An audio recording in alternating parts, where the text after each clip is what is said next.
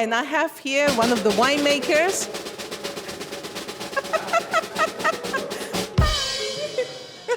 Συγγνώμη.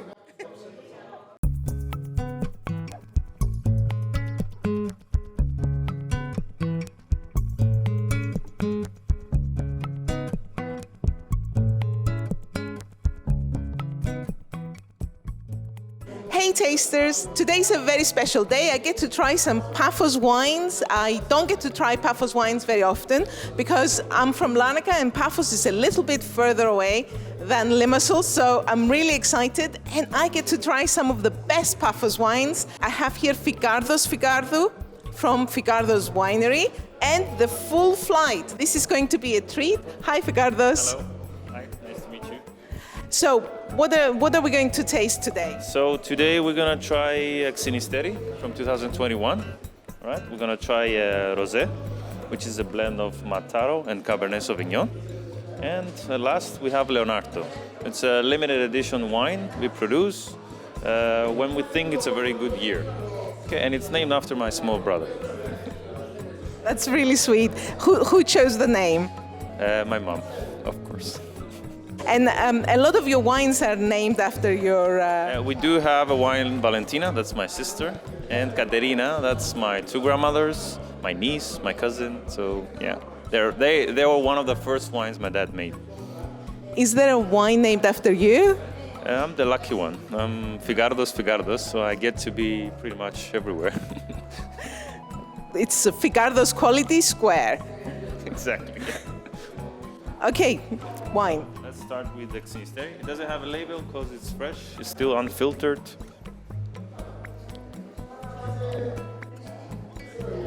2021. Most of the vineyards are located in Gili and Hulu village. So we are about an average 500 meters there. It's limestone soil. It's about 10 kilometers from the sea. So in that area, we tend to get more, let's say, green apple, more citrus, a bit of peach, and apricot. The Paphos Xynisteri I always find is you can taste the sunshine. There's always a lot of fruit and a lot of flowers. Xynisteri will change a lot, depending on the altitude especially. So if you go over 1,000 meters, which we have in Cyprus, it just focuses more on the citrus part. And in our area, the lower parts, we just get more stone fruit, peach, apricots, and all that. That's what I love about Cyprus. It changes a lot, even if you're just a few kilometers distance. Yeah. Very true.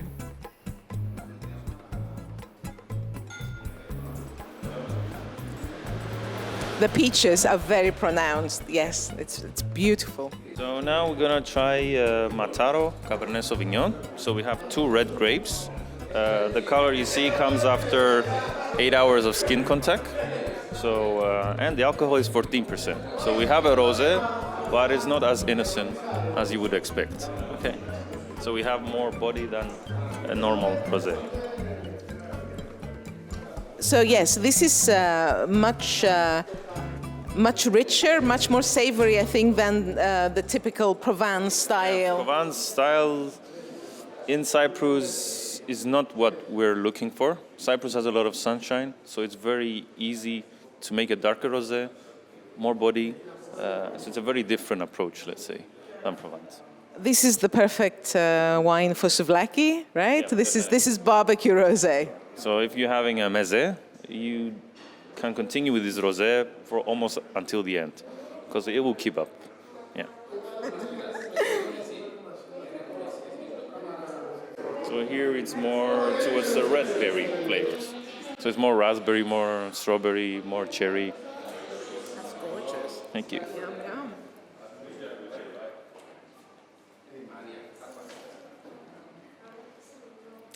So the Xynisteri you would have paired with more seafood? Yeah, more seafood. So let's say if you're having a grilled calamari, it would be very nice. Simple green salads, not something with a sauce or anything. So it's always Xynisteri, because it's light. The one we had was just 12% alcohol. So it always goes better with light dishes. Yeah. Whereas Xynisteri like this would be more sort of grilled meats and... Yeah, here my personal favorite, let's say, is tuna and salmon, because it's a fatty fish, and that's what you need here. You can always tell a man who loves good wine and good food. Mm.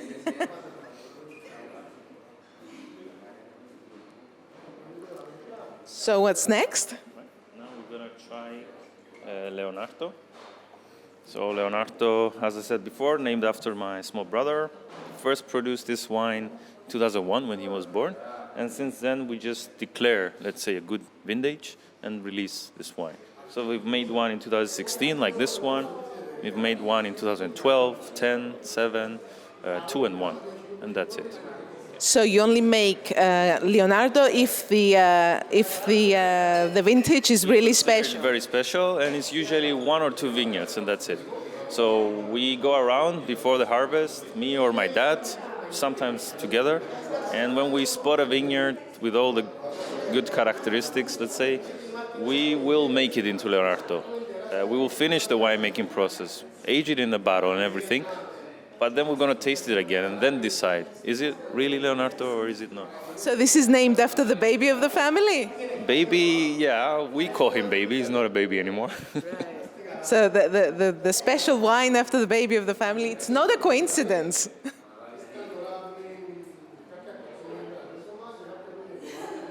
Wow, the color. This is so rich. Oh my God, look at that. Yeah, here we have a Cabernet Sauvignon, which always gives you very powerful wines. Especially in this one, we have a full body red wine because we overripened on purpose the grapes, and we also ended up with 15% alcohol. So you really have a full body red wine here. This is very rich. I've never smelled anything like this before. It's very, very, very rich. We're moving into the dark berry flavors, so a blackberry, a black currant. You do have a new bottle here, so you get a lot of vanilla out of it. And of course, there is naturally a lot of acidity in a Cabernet.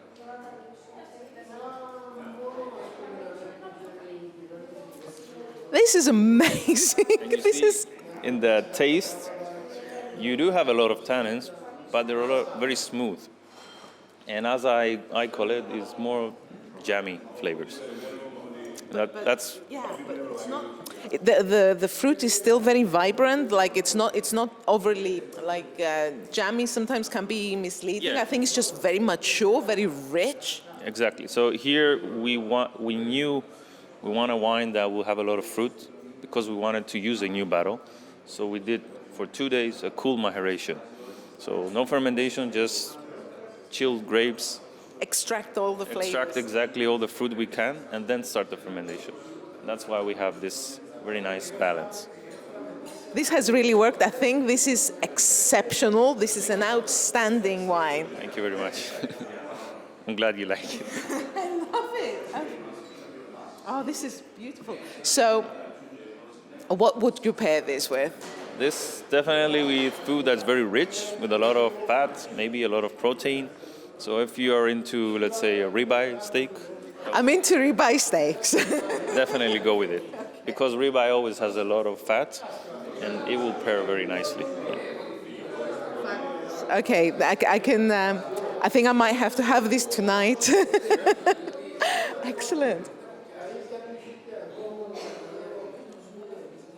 This would also make a very lovely, I think, dessert wine because it has such rich fruit. If you actually left some sugar in, No, it's considered dry.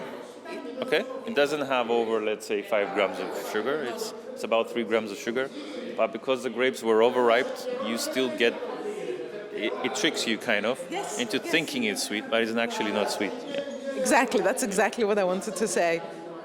I can imagine how it could have been a sweet wine, but it's dry. It's absolutely gorgeous. It's pretty close. Let's say if we had 10 more grams of sugar, it will be falling in this ripasso sort of, situation. Yeah.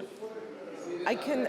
This wine it really helps you understand when sommeliers say, think of wine as a sauce that goes with food. I can see how this could be, it's so rich and sumptuous and thick, it could be the sauce that goes with your steak.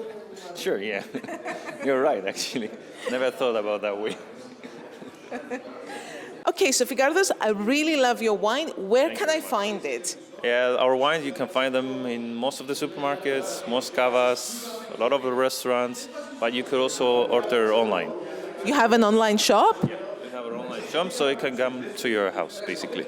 Yeah. Okay, so I will add the link to the shop here. And you do home deliveries? We do home deliveries, yeah. And if you want, you can always visit the winery. And the tours are usually done from me personally. So, yeah. I know lots of friends who will come just so they can have a tour guide as personable as you. Thank you very much. So, visit the winery, visit the online wine shop, most wine shops, and most supermarkets. Yeah. Cheers. Cheers.